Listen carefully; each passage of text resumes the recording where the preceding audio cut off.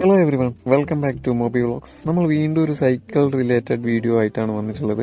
ഈ ലോക്ക്ഡൌണും കാര്യങ്ങളൊക്കെ വന്നതിന് ശേഷം സൈക്കിൾ നല്ല രീതിയിലുള്ള റീച്ച് കിട്ടിയിട്ടുണ്ട്. പല ആൾക്കാരും സൈക്കിൾ യാത്രകൾ നടത്താൻ ആരംഭിച്ചു. പല സെലിബ്രിറ്റികളും സൈക്കിളിനെ പ്രൊമോട്ട് ചെയ്യാൻ ആരംഭിച്ചു. ഇപ്പൊ സൈക്ലിംഗ് എന്ന് പറഞ്ഞാൽ നമ്മൾ ആരോഗ്യത്തിനും മാനസികോന്മേഷത്തിനും വളരെ നല്ലൊരു സംഭവമാണ്. പക്ഷെ നമ്മൾ ഇന്ന് പറയാൻ പോകുന്നത് അതൊന്നുമല്ല കേട്ടോ. നമ്മൾ സൈക്കിൾ ഉപയോഗിക്കുമ്പോൾ പ്രധാനമായിട്ടും ശ്രദ്ധിക്കേണ്ട ഒരു കാര്യം അതിന്റെ മെയിൻ്റനൻസ് ആണ്. അപ്പോൾ ഇന്നത്തെ വീഡിയോയിൽ നമ്മൾ പറയാൻ പോകുന്നത് നമ്മുടെ സൈക്കിൾ സ്വന്തമായിട്ട് തന്നെ മെയിൻറ്റെയിൻസ് ചെയ്യാൻ വേണ്ടിയിട്ട് അത്യാവശ്യം കയ്യിൽ കരുതേണ്ട ടൂൾസ് എന്തൊക്കെയാണ് എന്നുള്ളതാണ്. ഡീറ്റെയിൽ ആയിട്ടുള്ള വീഡിയോയിലേക്ക് പോകുന്നതിന് മുൻപ് നിങ്ങൾ ആദ്യമായിട്ടാണ് ഈ ചാനൽ കാണുന്നതെങ്കിൽ പ്ലീസ് സബ്സ്ക്രൈബ് ചെയ്യുക. നോട്ടിഫിക്കേഷൻസ് ലഭിക്കാൻ വേണ്ടിയിട്ട് അടുത്ത് കാണുന്ന ബെൽ ബട്ടൺ ക്ലിക്ക് ചെയ്യാൻ മറക്കണ്ട. അപ്പോൾ വീഡിയോയിലേക്ക് കിടക്കാം. അപ്പോൾ ഇതൊക്കെയാണ് നമ്മുടെ ടൂൾസ്. ആദ്യം തന്നെ നമുക്ക് വേണ്ടത് 8 മുതൽ 15 വരെയുള്ള ഡബിൾ എൻഡ് സ്പാനറുകളാണ്.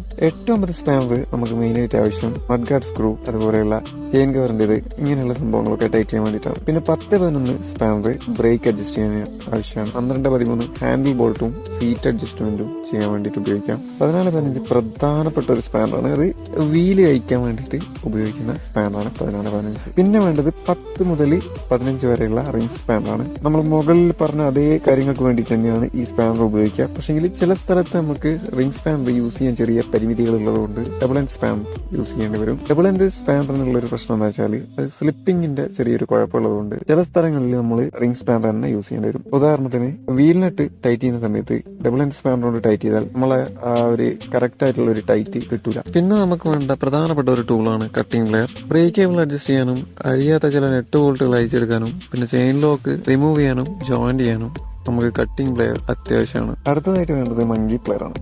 ഫോർക്ക് അഡ്ജസ്റ്റ് ചെയ്യാനും പിന്നെ ബോട്ടം ബ്രാക്കറ്റിന്റെ കപ്പ് അയക്കാനും ടൈറ്റ് ചെയ്യാനും ഒക്കെ ഇത് അത്യാവശ്യം നമുക്ക് ഉപയോഗിക്കാം. പിന്നെ വേണ്ടത് പഞ്ചർ കിറ്റ് ആണ്. പഞ്ചർ കിറ്റ് എന്ന് പറഞ്ഞാൽ അതിൽ air pump, tyre lever, sandpaper solution, puncture sticker, ഒരു ചെറിയ കത്രിക, ഇതൊക്കെ അതിൽ ഉൾപ്പെടും. ഇത് അത്യാവശ്യമായിട്ടുള്ളൊരു കിറ്റാണ്. കാരണം ഏത് സമയത്ത് നമ്മളെ വണ്ടി പഞ്ചറാകുക അല്ലെങ്കിൽ അങ്ങനത്തെ എന്തെങ്കിലും സംഭവങ്ങൾ നടക്കാൻ അറിയാം. അപ്പോൾ അത് എന്തായാലും നമ്മളൊരു ടൂൾ കിറ്റിൻ്റെ അകത്ത് ഉൾപ്പെടുത്തേണ്ട മെയിൻ ആയിട്ടുള്ളൊരു കാര്യമാണ്. പിന്നെ നമുക്ക് വേണ്ടത് സ്ക്രൂ ഡ്രൈവറാണ്. ഒരു ഫ്ലാറ്റ് സ്ക്രൂ ഡ്രൈവറും ഒരു സ്റ്റാർ സ്ക്രൂ ഡ്രൈവറും, അത്രയും മതി. പിന്നെ വേണ്ടത് അലങ്കി സെറ്റ്. 4mm മുതൽ 6mm വരെയുള്ള അലങ്കി സെറ്റ് നിർബന്ധമായിട്ടും നമ്മുടെ കയ്യിലുണ്ടായിരിക്കണം. ഇപ്പോൾ വരുന്ന ഹൈബ്രിഡ് മോഡൽ വണ്ടികളിലൊക്കെ അലൻ ബോൾട്ടാണ് കൂടുതലായിട്ടും കണ്ടുവരുന്നത്. പിന്നെ ഒഴിച്ചുകൂടാനാവാത്ത ഒരു സാധനം ഹാമറാണ്.